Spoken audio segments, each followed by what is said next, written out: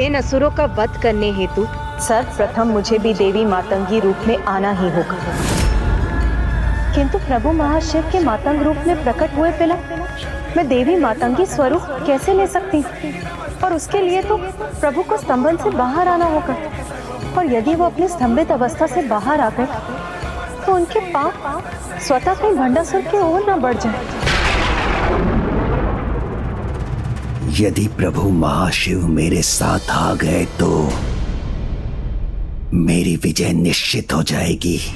इसलिए अब इनके पास दो ही विकल्प शेष हैं।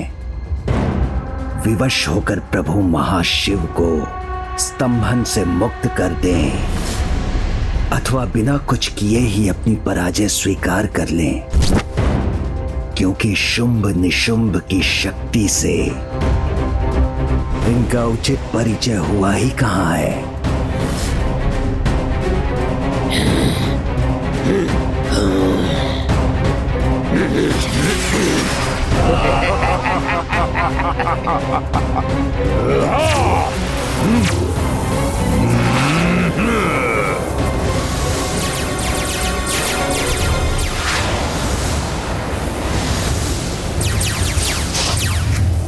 अब इस जटिल समस्या का समाधान तो तुम्हें ही ढूंढना होगा पुत्र गणेश, क्योंकि ये देवी कवच अब अधिक समय तक स्थिर नहीं रह सकेगा।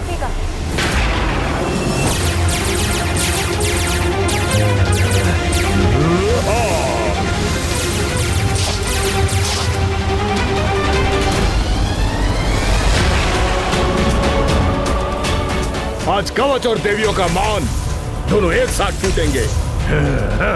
विघ्नहर्ता, इस विघ्न का समाधान शीघ्र निकालिए, अन्यथा माता का मातंगी रूप कैसे प्रकट होगा? मुझे शीघ्र कुछ करना होगा।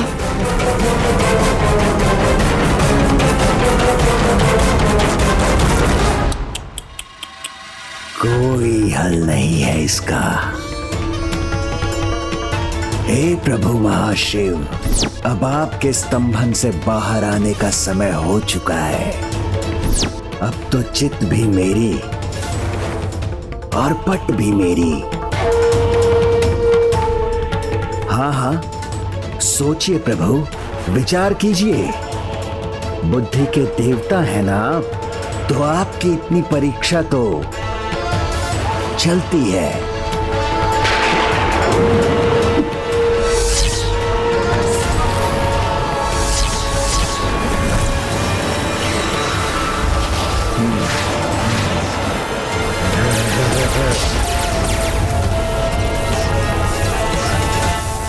ये दुष्ट तो देवी कवच को नष्ट करने के लिए पूर्ण रूप से तत्पर है।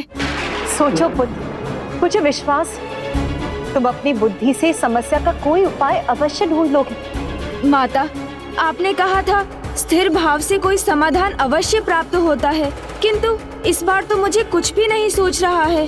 पुत्र, जिस प्रकार पहले अंधेरा दिखाई देता और उसके बाद उसी अंधेरे में सब कुछ दिखाई देने लगता है, उसी प्रकार कभी कभी समस्या के स्रोत में उसका समाधान छिपा होता है। समस्या के स्रोत में उसका समाधान छिपा होता है।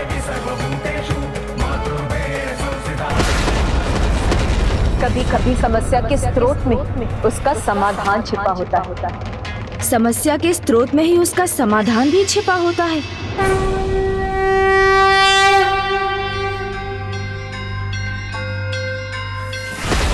सोचो पुत्र, मूल समस्या क्या है? इन असुरों का वध, किंतु उसका उपाय?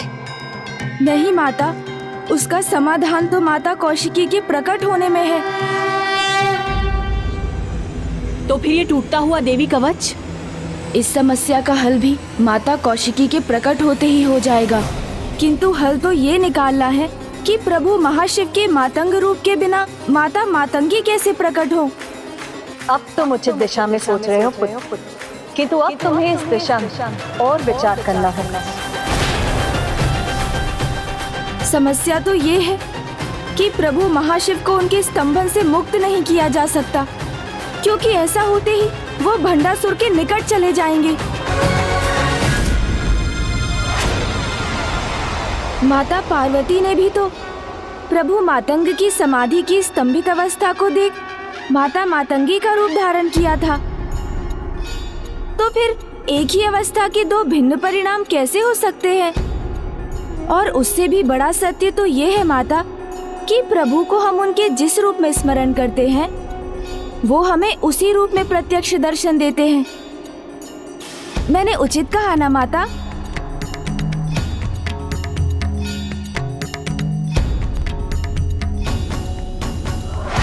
गणेश जी, अब आप कितना भी विचार कर लीजिए, परिणाम तो एक ही होगा, मेरी विजय। सत्य कहा तुम। एक ही अवस्था के दो अलग परिणाम नहीं हो सकते। मैं अभी प्रभु महाशिव के दर्शन कर मातंगी रूप धारण करूंगी, जिससे मेरे देवी कौशिकी रूप के प्रकट होने पर मैं इन असुरों का अंत कर सकूंगी। नमस्तस्यै नमस्तस्यै नमो नमः।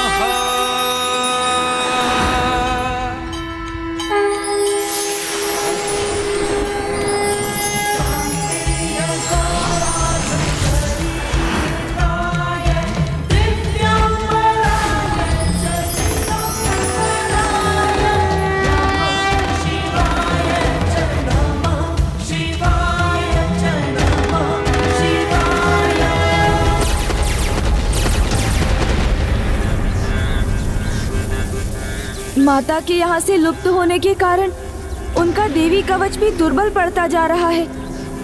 इसीलिए आप सभी माताओं पर इन दुष्ट असुरों के आक्रमण में अब अधिक समय शेष नहीं। माता को अभी बहुत कुछ करना है और समय बहुत कम है।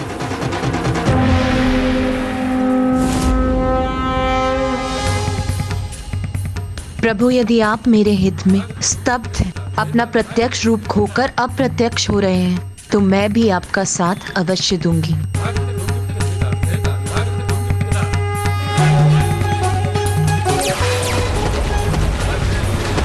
अब तो जब माता कौशिकी विंध्यवासिनी के रूप में युद्ध भूमि में लौटेंगी, तभी इन असुरों का विनाश आरंभ हो सकेगा। और अभी तक तो हमें उनके मातंगी रूप लेने का भी आभास नहीं हुआ है। उन्हें इसमें इतना समय क्यों लग रहा है?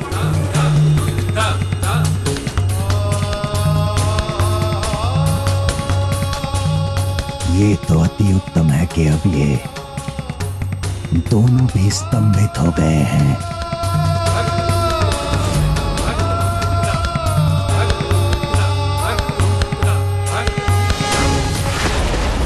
ईश्वर के ही समान सनातन मंत्र तो देवी शक्तियों के प्रतीक हैं। ईश्वर जब स्वयं प्रकट नहीं होते तो उनके स्थान पर मंत्र ही होते हैं। हे माता, यहाँ आपकी आवश्यकता है। शीघ्र यहाँ आकर जो भी आवश्यक है वो करने की कृपा कीजिए माता। ओम श्री मात्रे नमः। ओम श्री मात्रे नमः।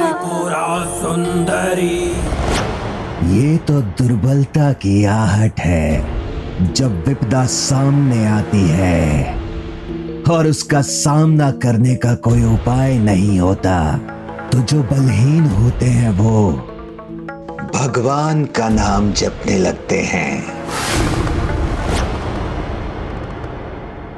पुत्र, विपत्ति हो या अनुकूल परिस्थिति, भगवान के लिए भक्त और भक्त के लिए भगवान एक ही समान होते हैं। इसीलिए पुत्र, किसी भी परिस्थिति में भगवान का स्मरण करना दुर्बलता नहीं, भक्ति है, जिससे कोई भी असंभव कार्य संभव हो जाता है। इसे ही तो कहते हैं भक्ति की शक्ति, भक्ति की शक्ति, भक्ति की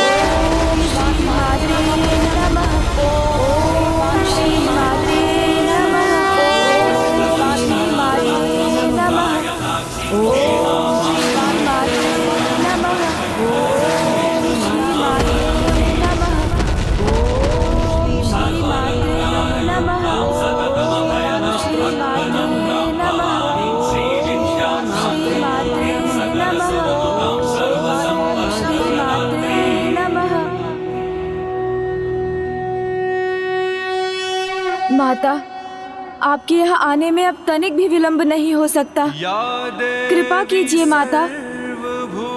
ओम श्री मात्रे नमः।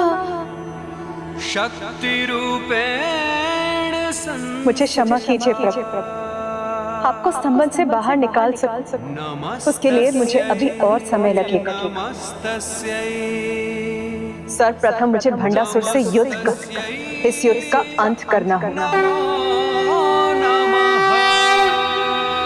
ओम मातंग महाशिवाय नमः। ओम मातंग महाशिवाय नमः। ओम मातंग महाशिवाय नमः।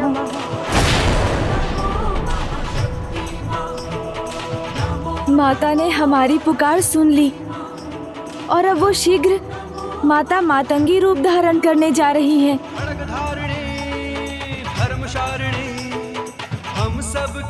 ओम मातंग महाशिवाय नमः। ओम मातंग महाशिवाय नमः। ओम मातंग महाशिवाय नमः।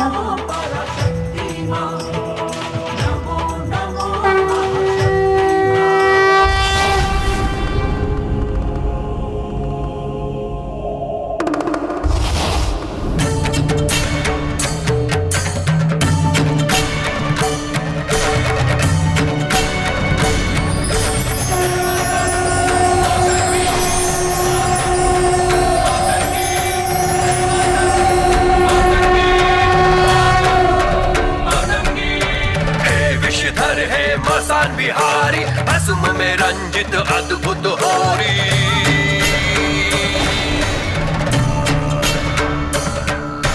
भूत पिशाच संग कैसी हहोरी, भस्म में रंजित कैसी ये होरी।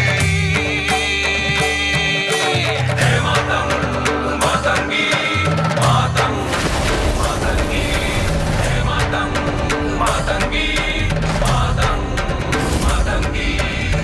विकराल रूप रंग नेत्र लाल है, भाल गाल भस्म रमे सर्प छोड़े हाल है।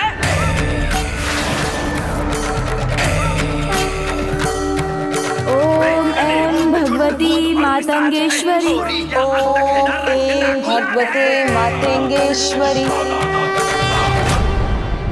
नहीं नहीं, कुछ नहीं कर सकती तुम देवी, कुछ नहीं।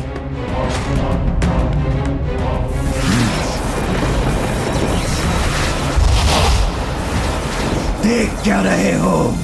आक्रमण करो और उस देवी के लौटने के पहले उसकी सेना का अंत करो।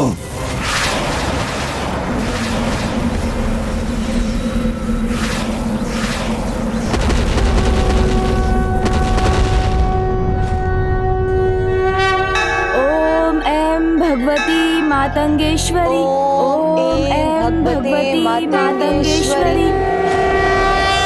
और जब माता कौशिकी विंध्यवासिनी के रूप में युद्ध भूमि में लौटेंगी, तभी इन असुरों का विनाश आरंभ हो सकेगा।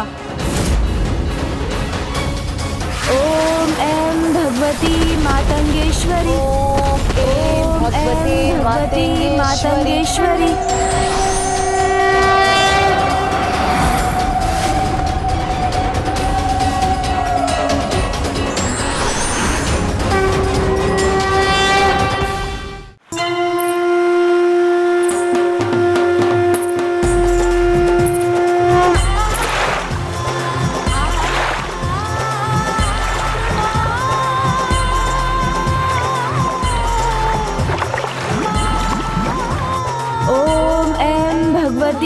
मातंगेश्वरी। ओम ऐं भगवते मातंगेश्वरी। मातंगेश्वरी। ओम ऐं भगवते मातंगेश्वरी। ओम ऐं भगवते मातंगेश्वरी।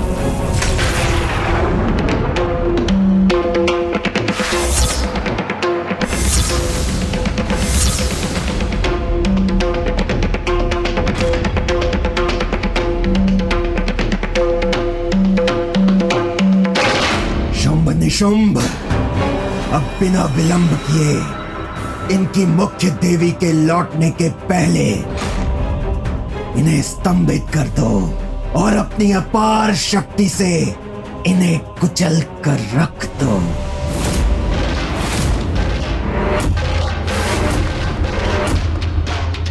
अब आनंद आएगा मुझे।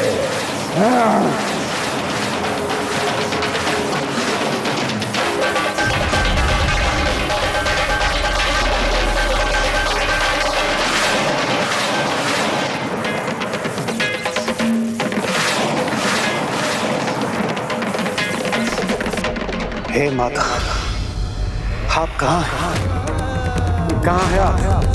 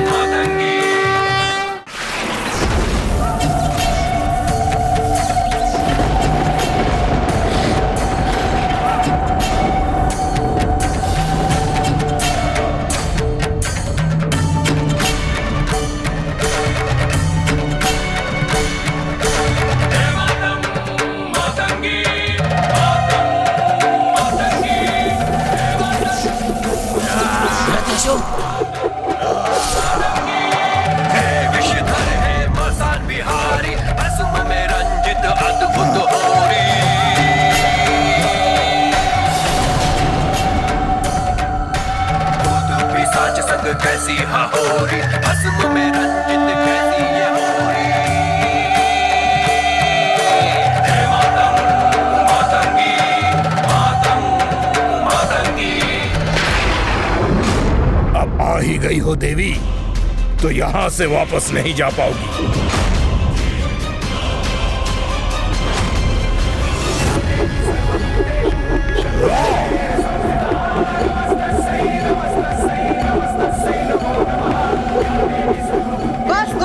अब और अवसर नहीं दूंगी मैं तुम्हें।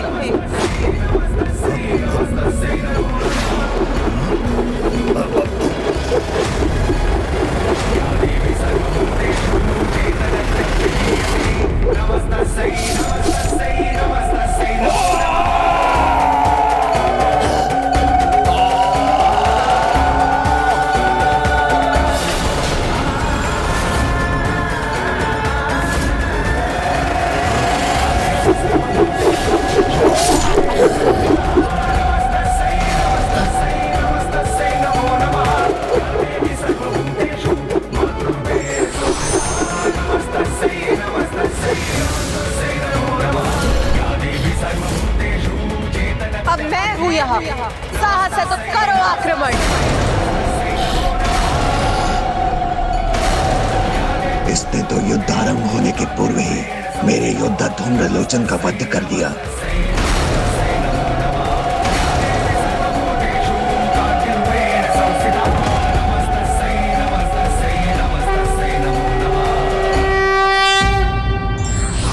समस्या का समाधान समस्या में ही अंतर्निहित होता है। सावधानी पूर्वक मनन करने से शीघ्र ही उसका समाधान मिल जाता है।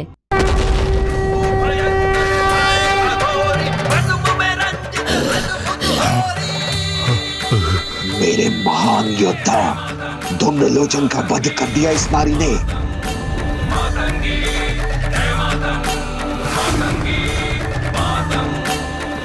आओ दुष्टों, आओ और अपनी मृत्यु से भेंट करो, क्योंकि पाप और पापियों का अंत करना तो मेरा स्वभाव है। आगे बढ़ो, बढ़ो आगे।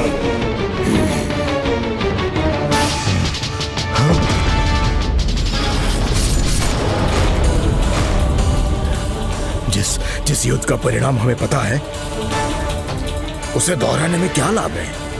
इसी देवी से तो हम सब पराजित हुए थे।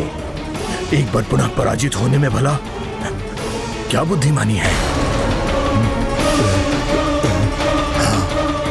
मेरा आदेश है, आक्रमण करो। क्या मेरे शब्द से ही भयभीत हो गए? भयभीत होना तो असुरों का स्वभाव नहीं, फिर ये एक अबला नारी से कैसे भयभीत हो गए?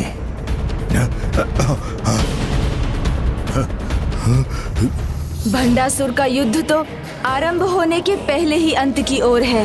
ये क्या? एक नारी के शब्द सुनकर तुम सबका रक्त शिथिल कैसे पड़ गया?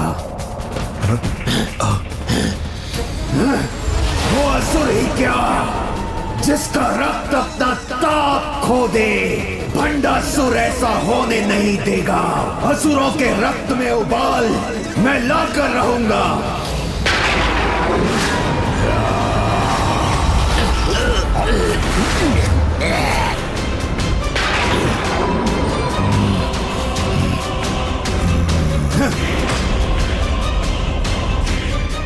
आगे बढ़ेंगे, अंत करेंगे इस नारी का।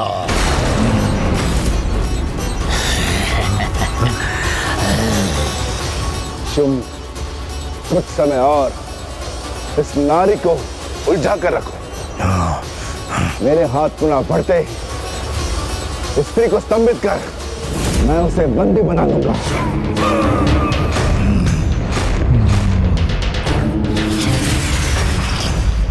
शुंभ, अस्त्र प्रहार करना तो दूर, उसे एक पग भी आगे बढ़ने का अवसर नहीं देंगे।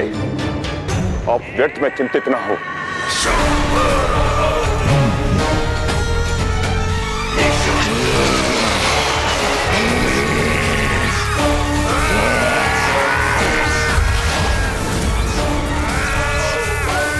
इस तुच्छ स्त्री को स्तंभित करने की कोई आवश्यकता नहीं है सम्राट शुंभ।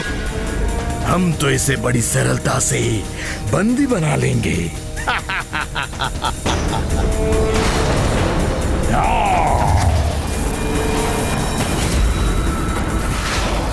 मैं रक्त बीज, रक्त ही मेरा आधार। मैं करूंगा वार। इस बार इस नानी के रक्त से स्वयं को तृप्त करूंगा, पान करूंगा इसके रक्त का।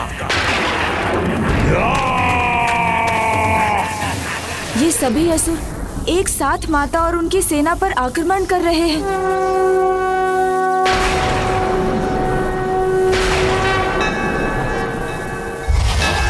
जय जय हो जय मां बगलामुखी, जय जय हो जय मां बगलामुखी, जय जय हो जय मां बगलामुखी, जय जय हो जय मां बगलामुखी।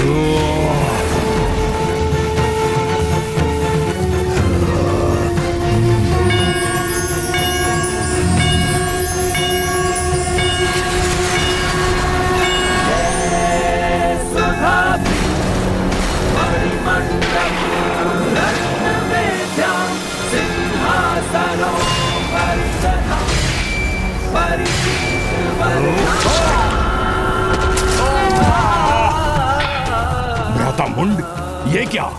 इस स्त्री की तो छाया भी युद्ध कर रही है। भ्राता चंड, छाया हो या काया, हमारी शक्ति के सामने सब तुच्छ है।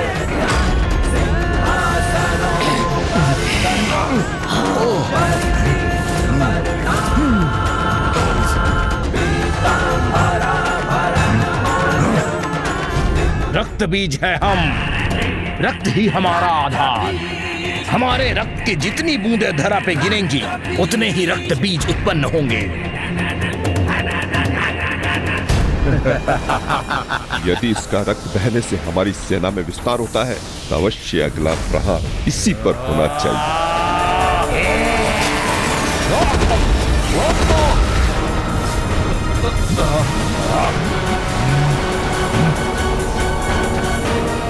हमारी इन विद्युत तरंगों से अब तुम्हारा बच पाना संभव नहीं है, मूर्ख स्त्री। हम इन दोनों को मिटा कर ही श्वास लेंगे। मूर्ख, जो अपने काल को अपने सामने देख उसे ही भारी स्वर में चुनौती दे, उससे बड़ा मूर्ख तो और कोई हो ही नहीं सकता। इसीलिए मूर्ख मैं नहीं, तुम हो मूर्ख। अब समय आ गया है इन्हें अपने विकराल रूप से परिचित कराने का।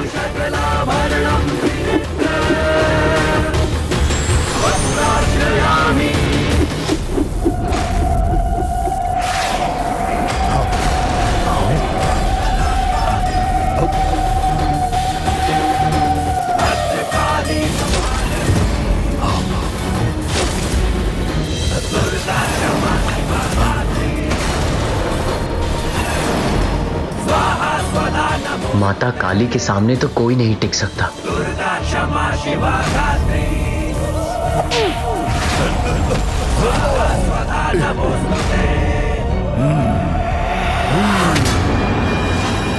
बहुत हुआ तुम्हारा शक्ति प्रदर्शन, अब और नहीं।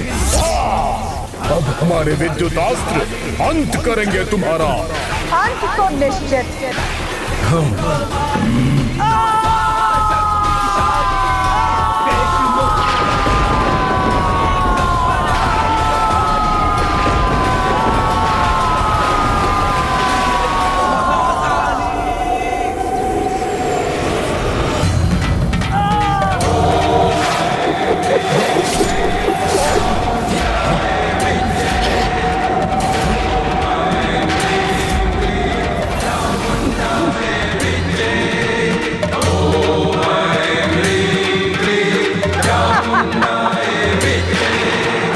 माता महाकाली की मुस्कान, उनके श्वेत दंत ऐसे लग रहे हैं जैसे उजले मोती या मोगरे के पुष्प हों।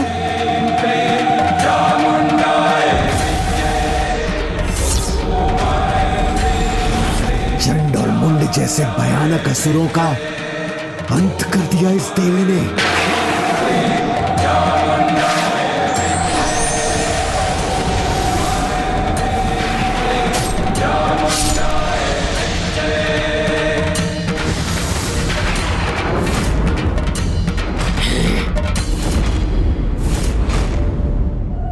फिर से आपने अपना नाम प्रमाणित कर दिया, देवी चामुंडा। देवी चामुंडा महाकाली की जय। देवी चामुंडा महाकाली की जय। देवी चामुंडा महाकाली की जय। ऐसे अवाक क्यों खड़े हो तुम? असुरों की प्रतिष्ठा धूमिल मत होने दो। आगे बढ़ो और आक्रमण करो।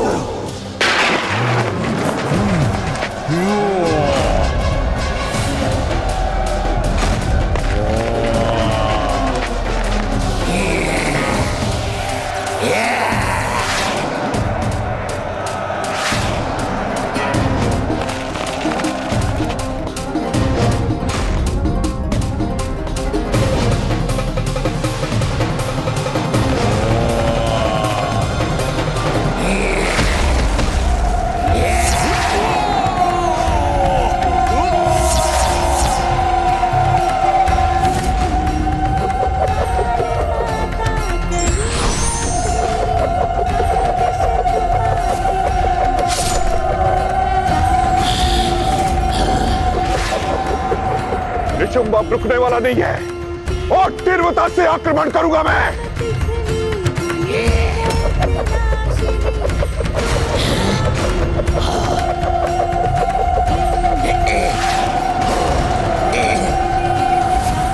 हम सुरक्षित हैं। हाँ भ्राता, हमें कोई क्षति नहीं पहुंची। भ्राता निशुंभ, छलांग लगाओ, तभी हमें रक्षा होगी। इसका अवसर का है भ्राताश्री।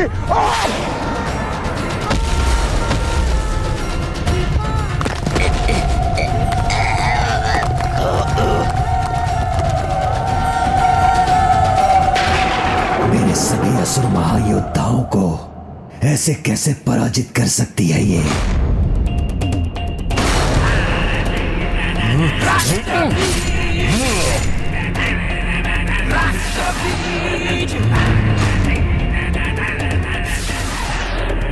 मूर्ख, से क्या क्या तुमने?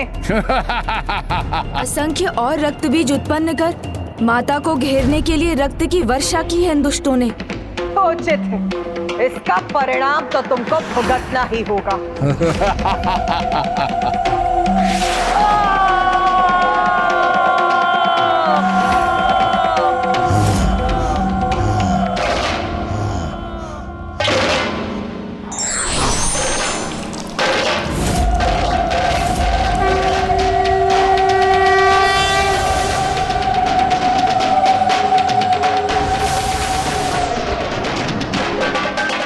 ये लाल धूम्र तो माता के लाल आंचल के समान है।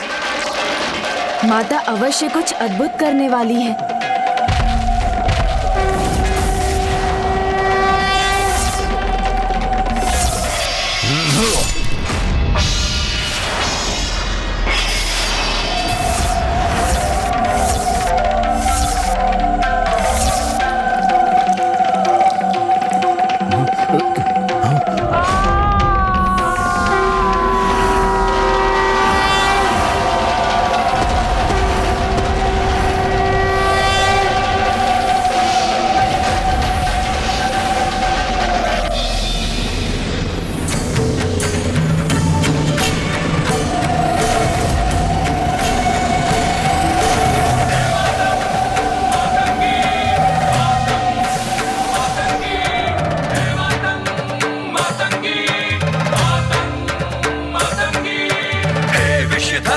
मसान बिहारी असुम में रंजित अद्भुत होरी।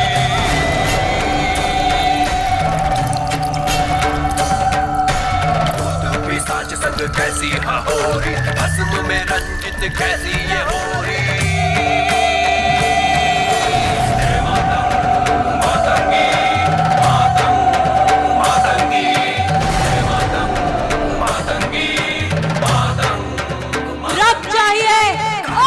चाहिए मुझे और रक्त चाहिए। सर्प छोड़े हाल है।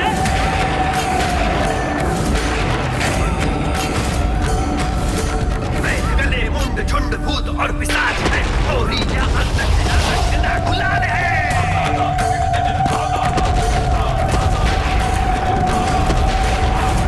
भयंकर धारे अघोरी, में रंजित अद्भुत होरी। माँ महाकाली का क्रोध शांत नहीं हुआ तो अनर्थ हो जाएगा।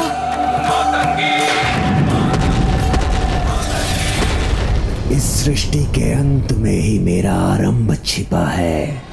वो अंत चाहे कोई असुर करे या कोई देवी देवता, मुझे कोई अंतर नहीं पड़ता। मुझे तो बस अपनी बनाई हुई सृष्टि चाहिए।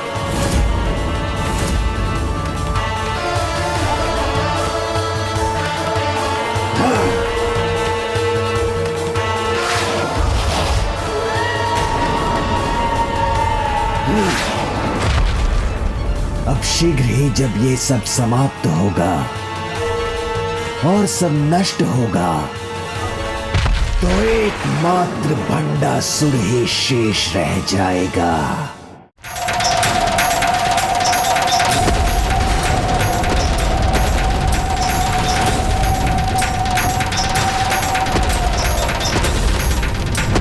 पिछली बार भी माँ महाकाली के क्रोध और उनकी भूख दोनों को शांत करना कठिन हो गया था, किंतु पिताश्री के आने से ही माँ शांत हुई और तभी सब पुनः सहज हुआ। पिताश्री महादेव रौद्र हैं, तो शांति और संतुलन के रक्षक भी हैं। उनका अनंत शांति संपन्न रूप ही माता को शांत करा सकता है, किंतु प्रभु महाशिव तो स्तंभित हैं। हम उनका आवाहन तो नहीं कर सकते, किंतु मुझे विश्वास है पिताश्री प्रभु महादेव के आगमन से ही हमारी सहायता हो जाएगी, क्योंकि प्रभु महाशिव और महादेव का मूल तत्व तो एक ही है। पिताश्री, हे महादेव, हमें आपकी आवश्यकता है।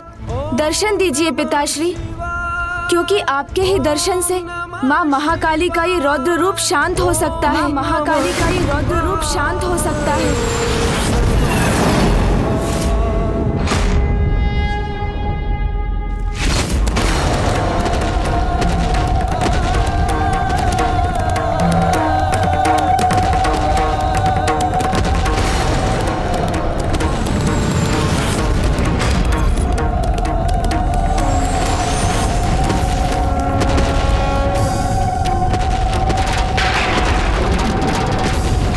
देवी महाकाली, रक्त बीज का अंत हो चुका है, इसलिए कृपा करके आप भी शांत हो जाइए।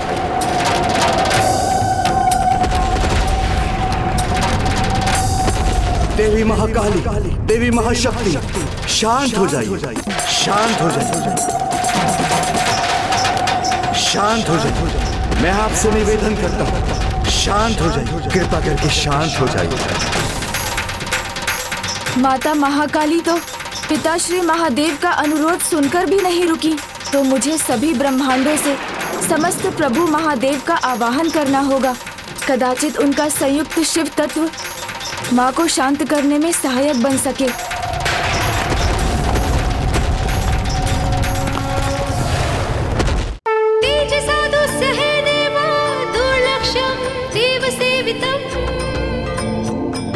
शरण्यं सर्वसत्त्वानां प्रसन्नमुखपङ्कजं वेदेहा शास्त्रया यथा गीतं विष्णुब्रह्मनूतनं सदा भक्तवत्सलमानन्दं शिवमावाहयाम्यहम्।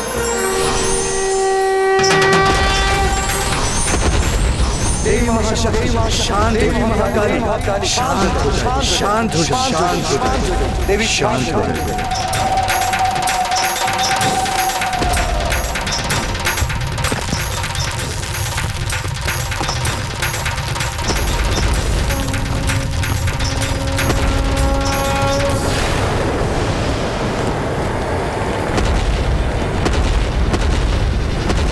भंडासुर वही हो रहा है जो तुम चाहते हो, विस्फोट। अब इसे कौन रोक सकता है, क्योंकि जो इसे रोक सकता है वो तो स्तंभित है। भंडासुर, तुम्हारी जय हो। देवी महाशक्ति, देवी महाकाली, शांत हो जाइए, शांत हो जाइए, देवी शांत हो जाइए। माता, पिछली बार तो माता महाकाली पिताश्री के आगमन से ही शांत हो गई थी, तो इस बार ऐसा क्यों नहीं हो रहा है? मेरी सहायता कीजिए माता, अन्यथा इस सृष्टि में कुछ भी शेष नहीं रहेगा। हमें प्रभु महाशिव का आवाहन करना ही होगा माता, उन्हें स्तंभन से बाहर आना ही होगा, अन्यथा सब कुछ नष्ट हो जाएगा। ईश्वर के लिए धर्म के साथ रहना ही उनका कर्तव्य है, और प्रभु महाशिव तो धर्म का ही साथ देंगे, ना कि उस पापी अधर्मी भंडासुर का। माता, मेरी पुकार सुनिए, मेरी सहायता कीजिए। मैं आपसे निवेदन करता हूँ, कृपा करके शांत हो जाइए, शांत हो जाइए। माता, दया कर प्रभु महाशिव का आवाहन कीजिए। अब हमें बहुत विलंब हो चुका है पुत्र गणेश।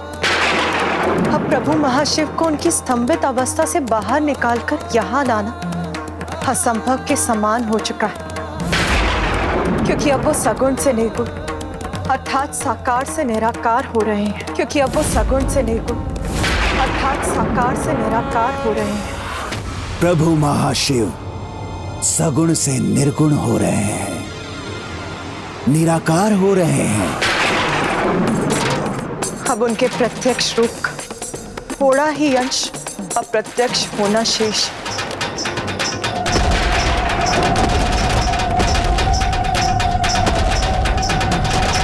ये नहीं हो सकता माता, इस घटना को रोकने का अवश्य कोई उपाय होगा। कृपा कर आप ही बताइए मुझे। इस प्रकार संसार से शिव तत्व का लुप्त होना सृष्टि के संतुलन पर संकट के घोर बादल का छाना है।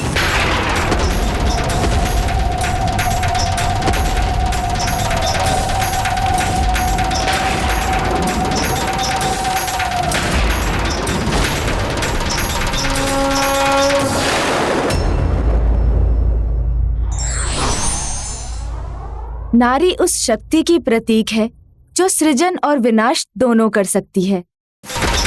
देवी महाकाली, देवी महाशक्ति, देवी महाशक्ति, शांत हो जाइए, शांत हो जाइए।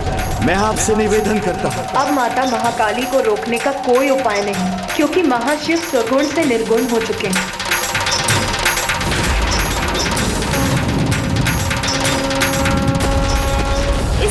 संसार से शिव तत्व का लुप्त होना सृष्टि के संतुलन पर संकट के घोर बादल का छाना है।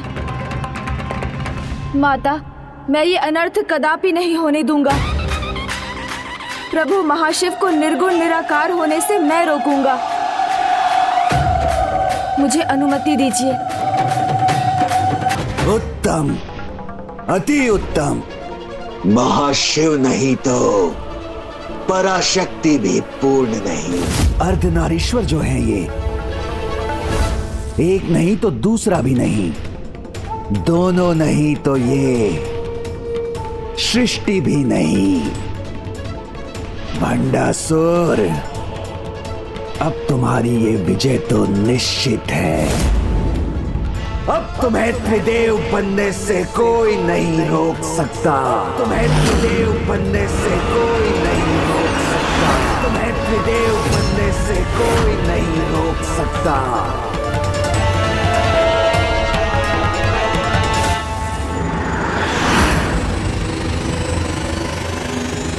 प्रभु तो पूर्ण रूप से विलुप्त होने ही वाले हैं।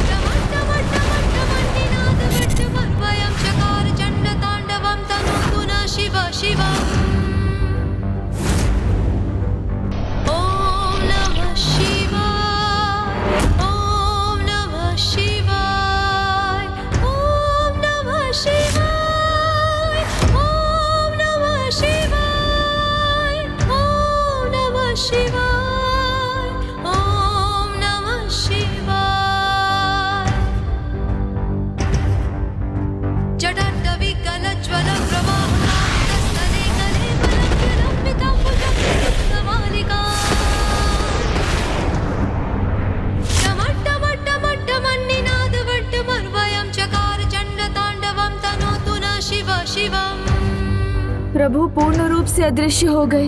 ओम नमः शिवाय। जब तक आपके साकार रूप के दर्शन नहीं हो जाते, मेरे नृत्य का आकार बढ़ता ही जाएगा।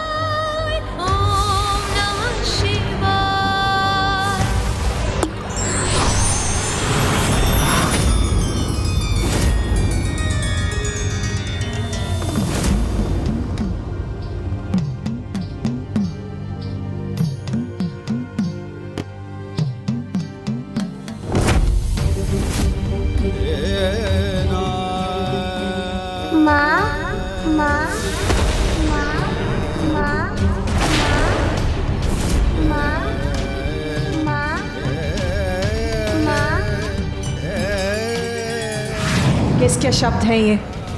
किसकी पुकार है ये? मैं कहाँ हूँ? कौन है मेरा आधार? कौन है मेरा आधार? आप कौन है? मैं कौन हूँ?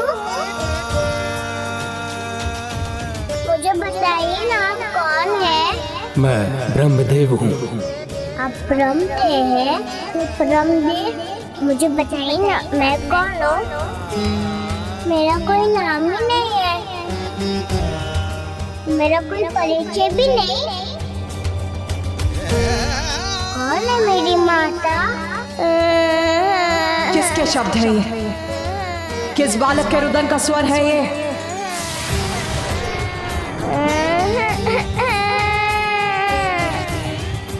कहाँ है ये बालक?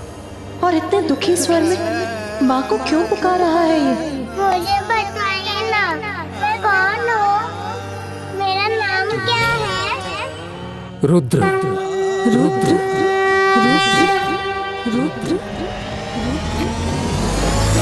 रुद्र, रुद्र अर्थात शिव। रुद्र,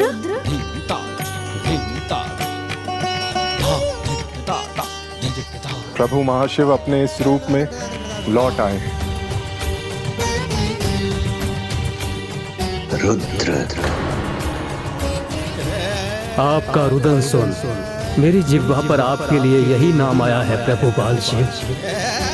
आपका नाम रुद्र ही है। शिव लीला अपरंपार है। आपकी अनंत लीला में इस लीला का कारण समझने में मैं भी असमर्थ हूँ प्रभु। रू का अर्थ है चिंता और द्र का अर्थ है दूर करना। रुद्र अर्थात चिंता को दूर करने वाले। एक ओर इनका करुणामयी रूप पालनहार का प्रतीक है, वहीं दूसरी ओर इनका उग्र रूप संहारक का। प्रभु रुद्र तो समस्त सृष्टि के ऊर्जा के स्रोत हैं, इसलिए इनका अस्तित्व सर्वोपरि है। परमात्मा है ये।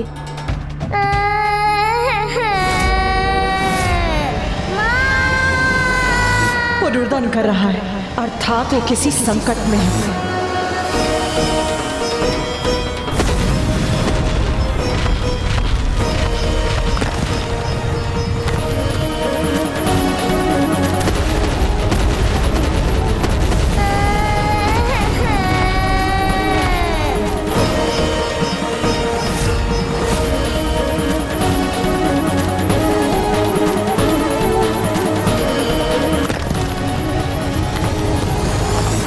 सफल होगी मेरी योजना, सत्य होगी मेरी कल्पना, पृथ्वी का सर्वनाश होगा।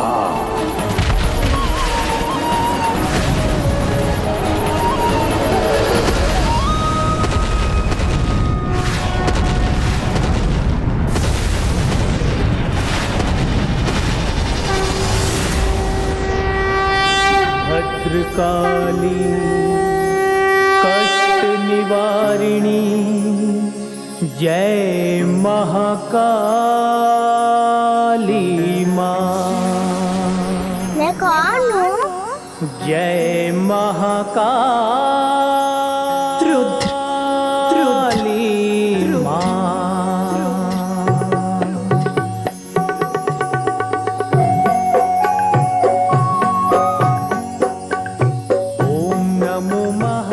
प्रभु शिव के रुद्र रूप के कारण ही धरती देवी काली के क्रोध से बच गई। तुम जैसी भी लीला कर लो, मेरी इच्छा को पूर्ण होने से कोई नहीं रोक सकता, कोई नहीं।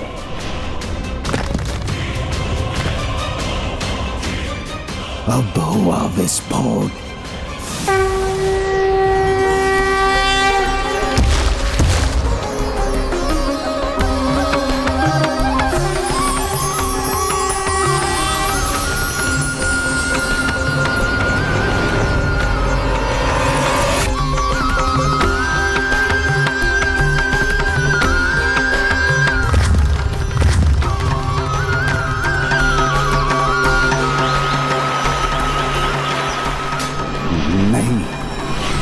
पराजित नहीं हो सकता।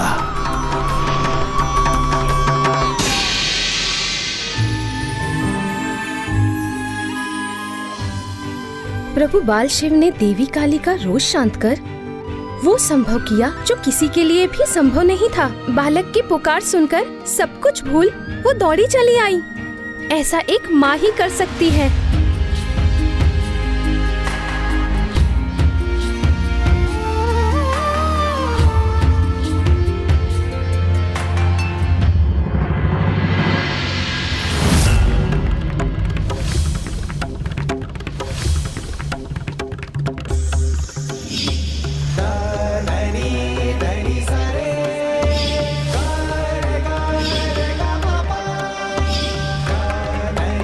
मेरी रश्मि, मेरी पुत्री,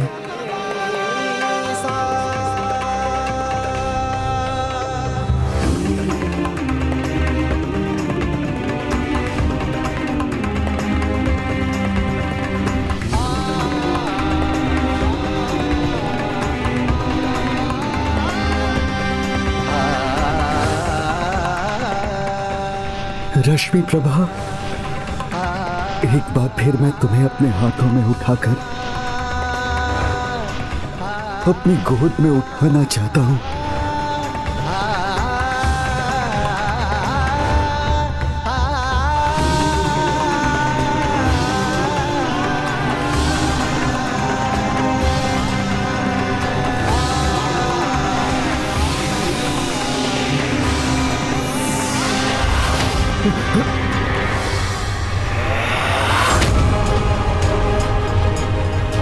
ये रक्त, मेरी पुत्री का रक्त मेरे हाथों में।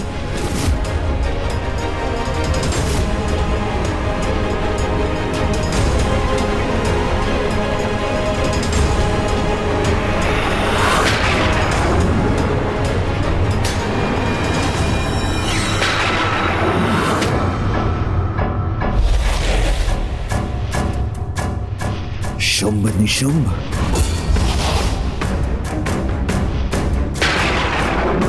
भंडासुर, क्या हो गया है तुम्हें? जो जीवित है उनको छोड़कर जो मृत हो गए हैं उनका स्मरण कर रहे हो। मूर्ख हो तुम। इस अवसर का लाभ उठाओ भंडासुर।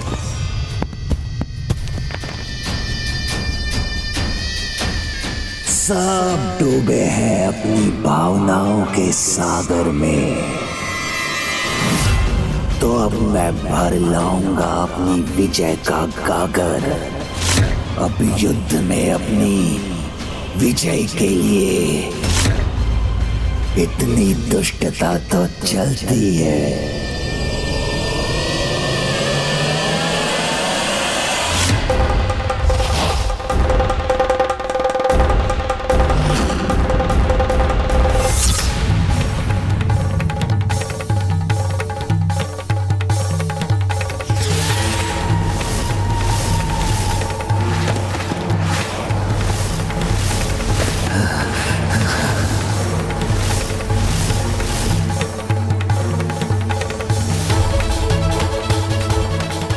शुंभ इन्हें पीछे से स्तंभित करेगा,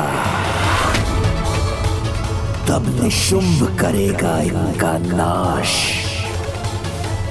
तब देखता हूं स्वयं को पराशक्ति पुकारने वाली ये नारी कैसे अपनी रक्षा करती है। प्रभु शिव के निराकार होने के बाद भी बाल स्वरूप में अवतरित होकर देवी काली के रुद्र रूप को ममतामयी रूप में परिवर्तित कर दिया है। ये तुम्हारे कारण ही संभव हो पाया है पुत्र गणेश। प्रभु के इन मनोहर सौम्य रूप को किस नाम से जाना जाएगा?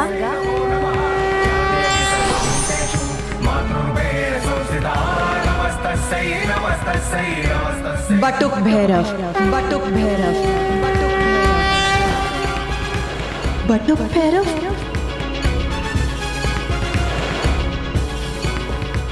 बटुक भैरव, बटुक भैरव, बटुक भैरव। या देवी सर्वभूतेषु चेतनत्य विलीयते, नमस्तस्यै नमस्तस्यै नमस्तस्यै नमो नमः। हाँ, प्रभु महाशिव के इन रूप को बटुक भैरव के नाम से जाना जाएगा।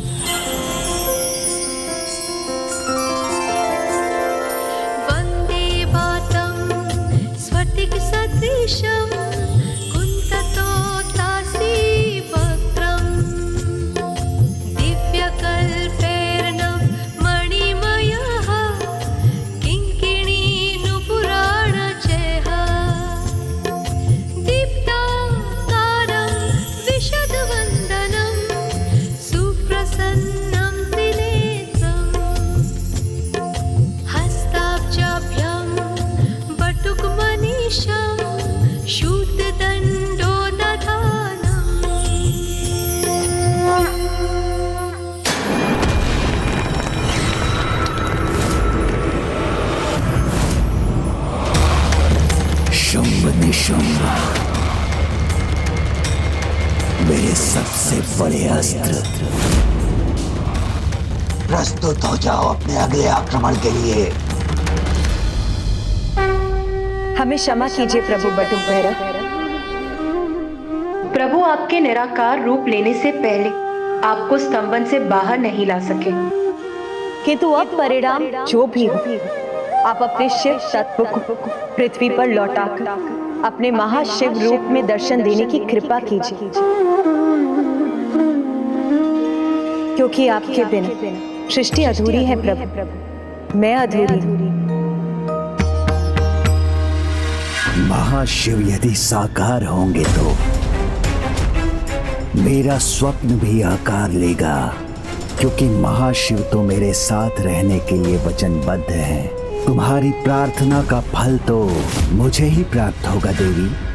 प्रभु शिव तत्व के प्रत्यक्ष रूप में दर्शन देने की कृपा कीजिए, अन्यथा मैं और सृष्टि दोनों ही अपूर्ण रह जाएंगे।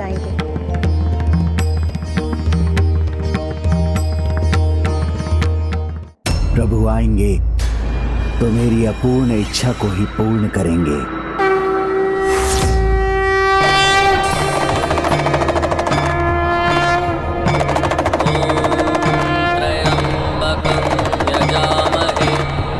सुगंधिं पुष्टिवर्धनम् उर्वारुकमिव बन्धनामृत्येर्मुक्षीयमामृता। ॐ त्र्यम्बकं यजामहे सुगंधिं पुष्टिवर्धनम् उर्वारुकमिव बन्धनामृत्येर्मुक्षीयमामृता।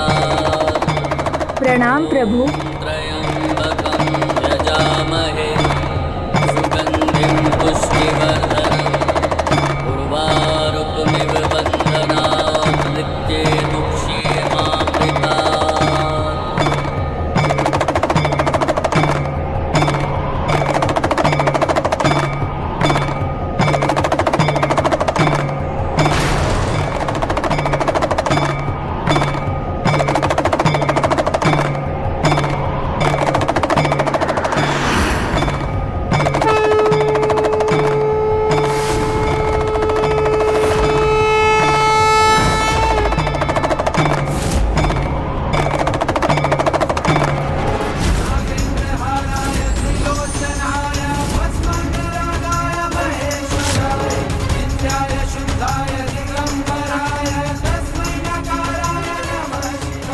जब आप प्रकट हो ही गए हैं प्रभु, तो मेरे पक्ष में आ जाइए और आदेश दीजिए इन देवियों को कि वो अपने अस्त्र त्याग कर पराजय स्वीकार कर लें। ना आपको शस्त्र गिराने की, ना पराजय स्वीकार करने की कोई आवश्यकता है, क्योंकि पाप के सागर में डूबे भंडासुर को मेरा साथ कभी प्राप्त नहीं हो सकता।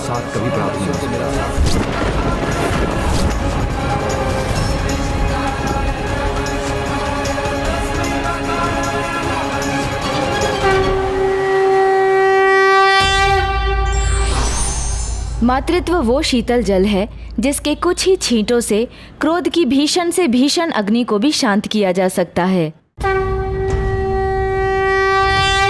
ना आपको शस्त्र गिराने की, ना पराजय स्वीकार करने की कोई आवश्यकता है, क्योंकि पाप के सागर में डूबे भंडासुर को मेरा साथ कभी प्राप्त नहीं हो सकता।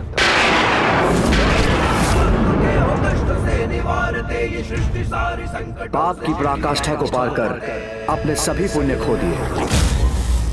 अब वो आशीर्वाद या सुरक्षा के नहीं, मात्र मृत्यु के महादंड के योग्य है। और जब आप स्वयं युद्ध भूमि में हैं, तो उसके नाश में कोई संदेह नहीं।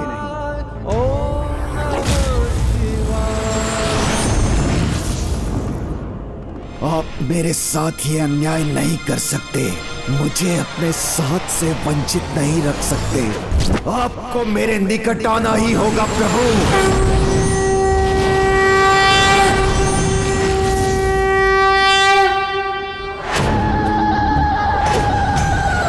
अब कौन रोकेगा हमें? कोई नहीं, क्योंकि इसका हम अवसर ही नहीं देंगे इन्हें।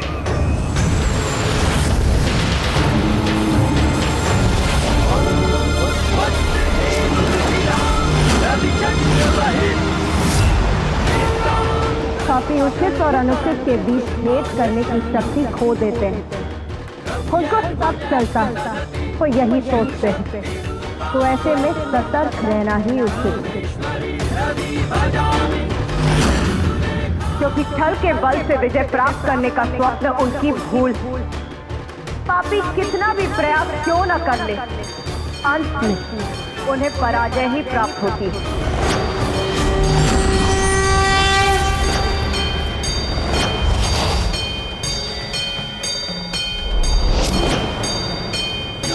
इस बार हमारी पराजय नहीं, जय जय ही होगी हमारी।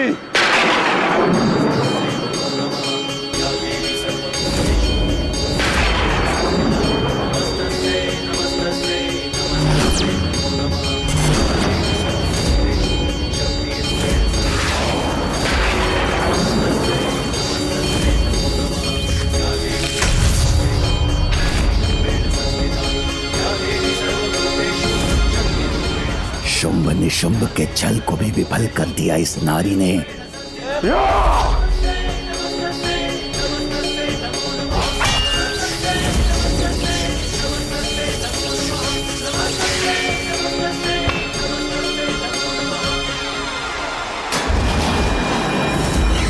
नारी, इस बार सर्वनाशी होगा मेरा प्रहार।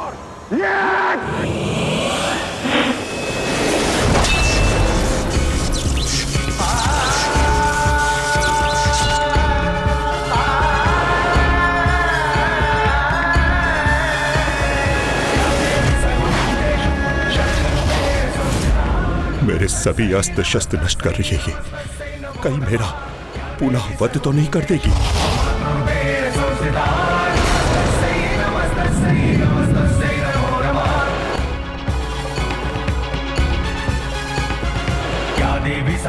भ्राताशुंभ, भ्राताशुंभ,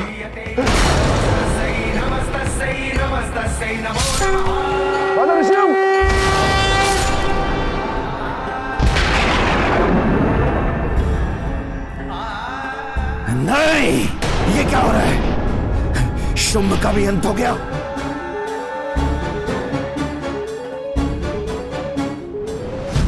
तुम्हें स्तंभित कर वही परिणाम करूंगा तो तूने भ्राताशुंभ का किया है।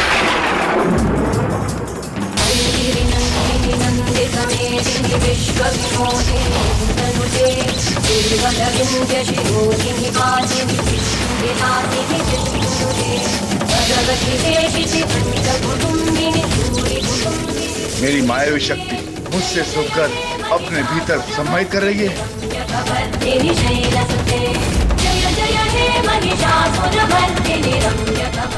ये कैसे संभव है? ये देवी शुंभ के स्तंभन शक्ति को कैसे सोख सकती है? इतने अचंभित मत हो शुंभ, वहाँ माया को ही माया से बांधना चाहते हैं और कितनी भूल करोगे तुम।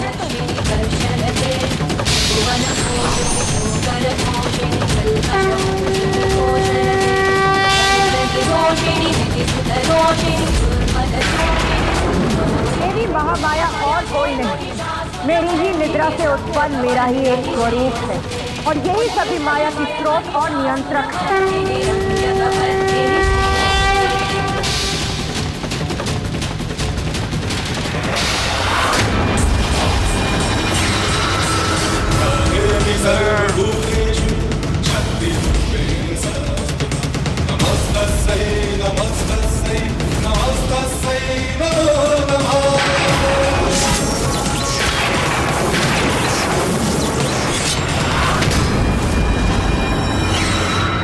महामाया, ये महाशक्ति, तुम कोई भी रूप ले लो, अंत मेरा अंत संभव नहीं। वो भी तुम्हारे जैसी तुच्छ नारी के हाथों।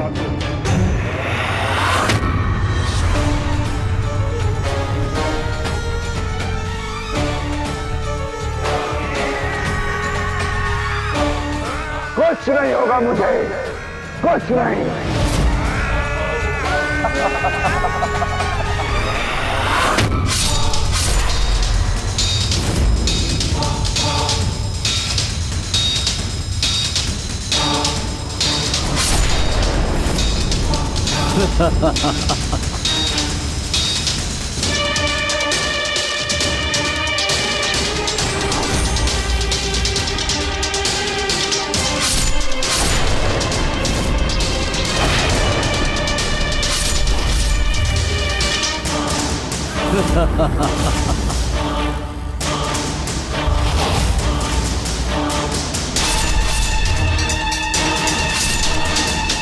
कितना भी प्रयास कर लो, मुझे आहत नहीं कर सकी तुम।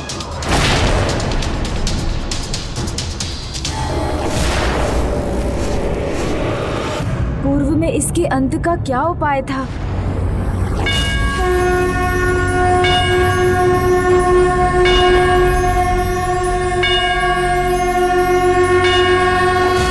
हाँ, माता, उपाय है तो फिर यही होगा। नारी को अबला समझने वाले इस दुष्ट का अंत माता की शक्ति से नहीं, वरन नारी शक्ति से ही होगा। समस्त देवताओं से मेरा निवेदन कि अपने भीतर की स्त्री शक्ति को मुझ में समाहित कर दे, जिससे कि इस दुष्ट असुर का मैं संहार कर सकूं।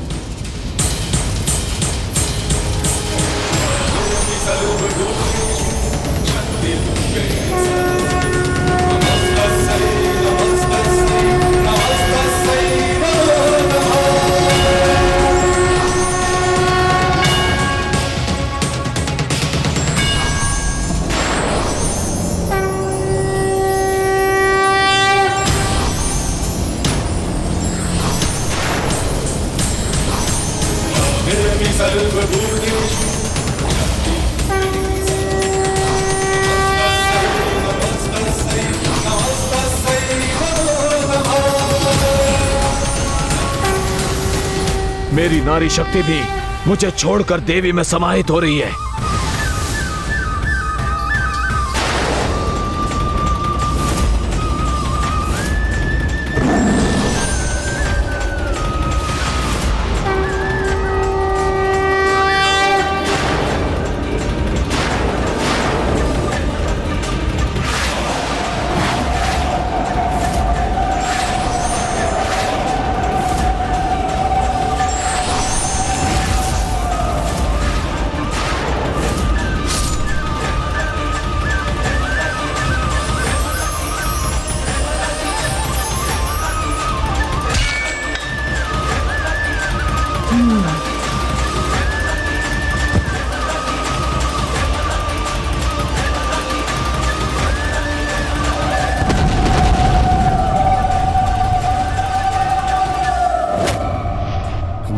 दो और योद्धाओं का अंत कर दिया इस नारी ने।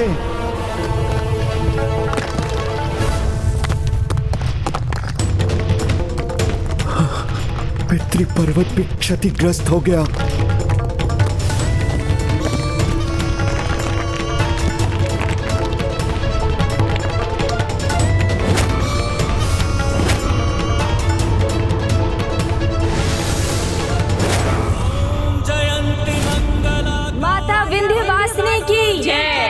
श्री माता ललिता की। संसार को आपके वीरतामयी श्रृंगार रूप के दर्शन का सौभाग्य भी प्राप्त हुआ।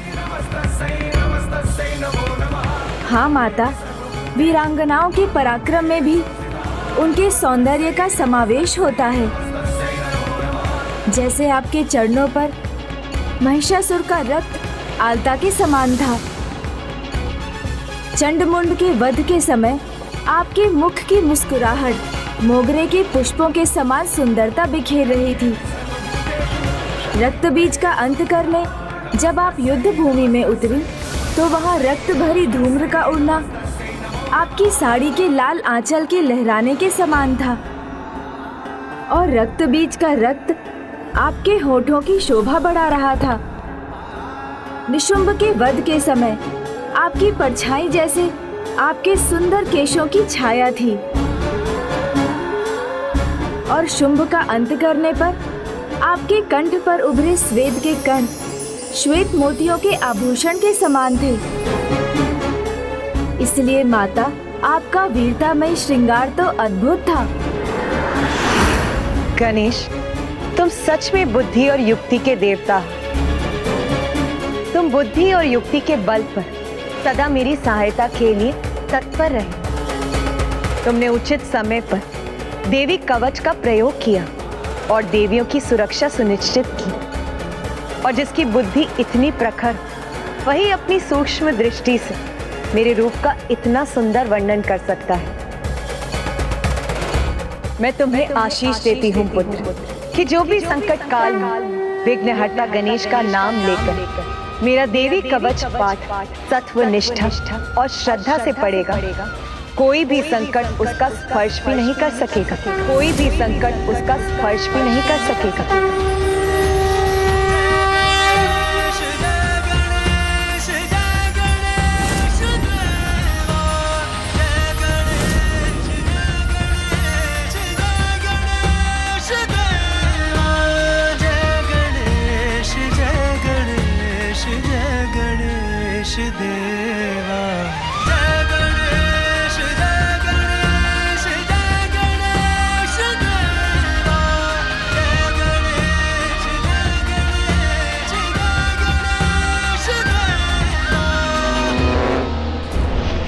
मेरी विजय का अभियान चलता रहेगा, ये युद्ध अभी नहीं रुकेगा।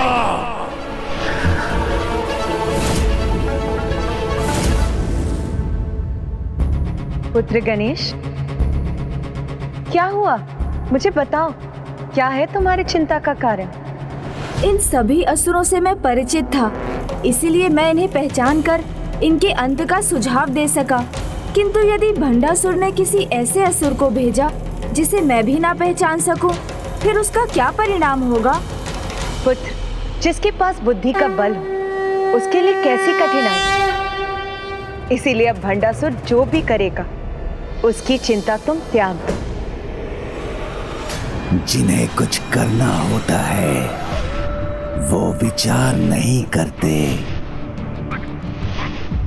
भंडासुर को जो करना था वो कर चुका, तुमने मेरा कुछ नहीं छीना, क्योंकि जो मैं तुम्हारा छीनूंगा देवी तुम उसकी कल्पना भी नहीं कर सकती, और मेरा एक प्रहार तुम्हारे सहस्त्र प्रहारों पर भारी पड़ेगा। सत्य से परिचित होना सभी का जन्म सिद्ध अधिकार है गणेश जी, तो फिर भंडासुर इससे क्यों वंचित रहे? आज माता के महिमा गान से उसे भी ज्ञात हो जाने दीजिए कि चाहे वो कुछ भी कर ले, हमें कोई चिंता नहीं। चिंता की चिता तो जल कर ही रहेगी, क्योंकि मैंने जो किया है वो अद्भुत अंधकारी ही नहीं, कल्पना से भी परे है। माता, जिस ज्ञान के प्रकाश से आप भंडासुर के भीतर छिपे अंधकार को मिटाकर सर्वत्र प्रकाश की ऊर्जा का संचार कर गगन समीरा, नमन को पंच तत्व भी है अधीरा।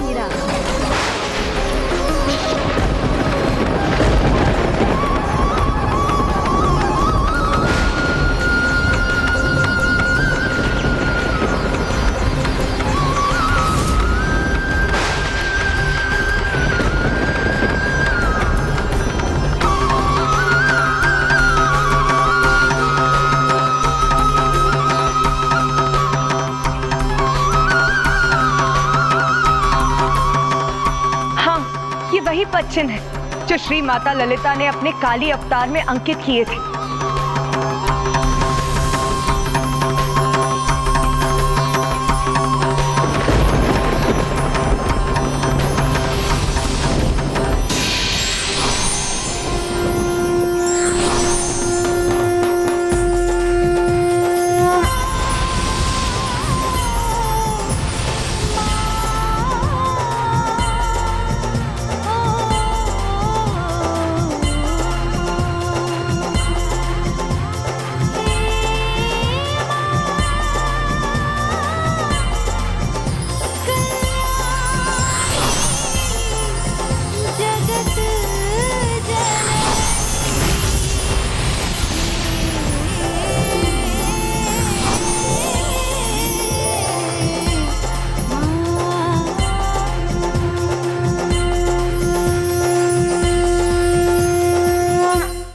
पंचभूत तत्वों ने आपके लिए जिस सिंहासन को आकार दिया है उसकी शोभा बढ़ाकर आप आप धर्म के साम्राज्य का आरंभ करेंगी। माता राज राजेश्वरी इस अद्भुत दिव्य सिंहासन पर विराजमान हो जाइए और हमें आपकी वंदना करने की अनुमति दीजिए। नमस्तस्यै नमो नमः।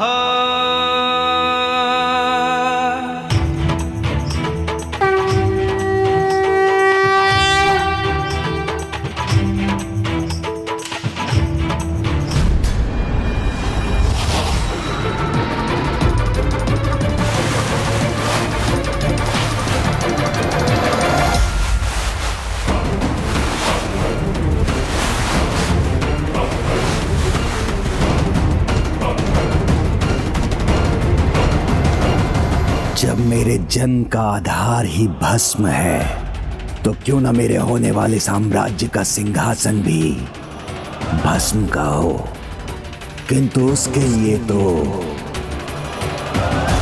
इस संसार को ही भस्म होना पड़ेगा। क्यों गणेश जी, इतना तो चलता है ना? या देवी सर्वभूतेषु शक्तिरूपेण संस्थिता नमस्तस्यै नमो नमः।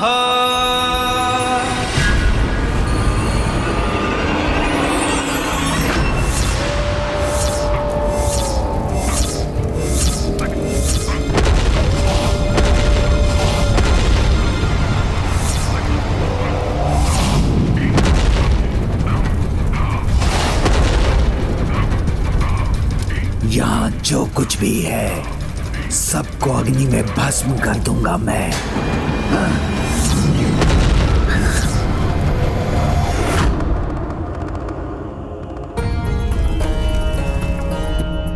सूर्यास्त से पूर्व ही इसने अग्नि क्यों जलाई है? मुझे संदेह हो रहा है, कहीं कुछ ऐसा तो नहीं जो हम देख नहीं पा रहे हैं। भंडासुर अपने ही महल को आग लगाकर नष्ट कर रहा है, कहीं इसमें कोई नया षड्यंत्र तो नहीं है? पुत्र कार्तिकेय सर्वथोचित कह रहा है, भंडासुर कोई बड़ी योजना बना रहा है। पुत्र गणेश को सतर्क रहना चाहिए।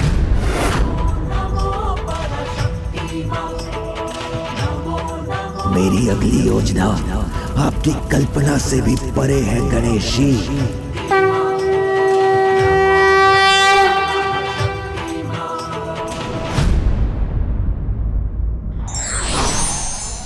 निरंकुश महत्वाकांक्षा घोर पतन का कारण है।